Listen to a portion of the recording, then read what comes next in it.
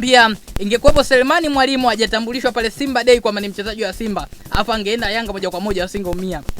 Kitu ambacho ameumia wana Simba, yani ametambulishwa kama mchezaji wa Simba ile Simba Day. Alafu sasa mtu anachukuliwa airport pale saa 9 dakika 45, engineer anasaini mkataba. Ile imeuma sana wana Msimbazi. Kwa hiyo unaona kwa nini Simba wanafeli kuchukua wachezaji kama Selemani Mwalimu, wachezaji mbalimbali kama tuliona kama Alan Okello Simba alikuwa anamtaka, Shalulile Simba alikuwa anamtaka. Hadi sasa hivi Simba wanamtaka Faisali, wameamua kuleta the challenge X Factor ili wampate Faisali. Lakini hivyo hivyo tunaona kwamba wanamtaka mwisho wa siku wanafeli.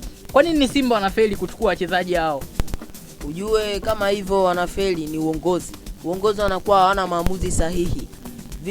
Ujue katika wachezaji inabidi usikilize timu yake inayotaka kumtoa inahitaji vitu gani. Simba anashindwana katika bei na mishahara kuwalipa. Kwa hiyo wanavyoafikiana Simba anaamua waachane naye. Kwa hiyo ukiangalia wachezaji wengi Simba wameachana nao. Walikuwa wanazungumzia huyu atakuja mwakani, lakini hajaweza kutokea. Tetesi nyingi walikuwa wanamzungumzia Shalulile anakuja Simba na kuja shangaa kaenda upande wa pili. Kwa hiyo ukiangalia Simba hawana maamuzi sahihi katika uamuzi wao.